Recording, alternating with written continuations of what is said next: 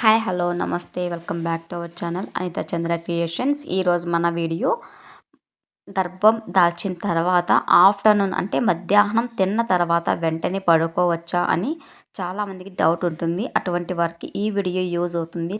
నచ్చితే తప్పకుండా లైక్ చేయండి, షేర్ చేయండి, ఛానల్ని అయితే సబ్స్క్రైబ్ చేసుకోండి.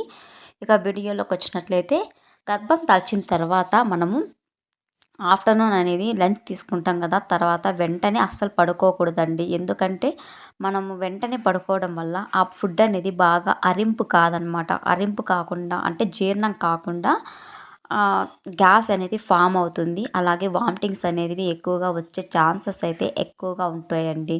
అందువల్ల మనము తిన్న తర్వాత అట్లీస్ట్ మనం తిన్న ఐటమ్స్ అన్నీ తీసుకొని వెళ్ళి వంట రూమ్లో పెట్టడం, అట్లీస్ట్ ఫర్ 100 స్టెప్స్ అయినా నడవాలన్నమాట.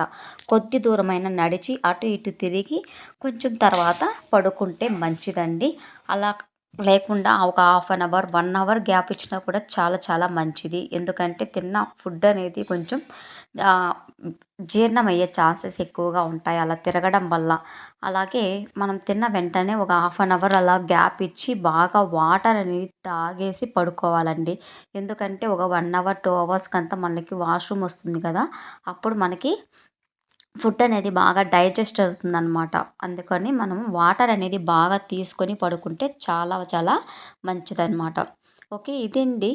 ఇక చాలామందికి డౌట్ ఏంటంటే తిన్న వెంటనే పడుకోకూడదు, పడుకుంటే ఏమవుతుంది అనుకుంటూ ఉంటారు కదా.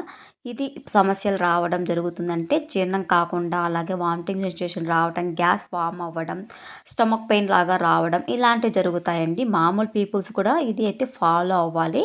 ఓకే, ప్రెగ్నెన్సీ వాళ్ళు ఇంకా ఎక్కువగా ఫాలో అవ్వాలి. ఓకే ఫ్రెండ్స్, ఇది ఇవాల్టి వీడియో. నచ్చితే తప్పకుండా లైక్ చేసి షేర్ చేసి మన ఛానల్ని అయితే సబ్స్క్రైబ్ చేసుకొని ఆల్ వీడియోస్ అయితే ఫాలో అవ్వండి ఫ్రెండ్స్. అలాగే ఎటువంటి డౌట్ ఉన్నా కమెంట్ సెక్షన్లో కమెంట్ చేయండి, 100% రిప్లై ఇస్తాను.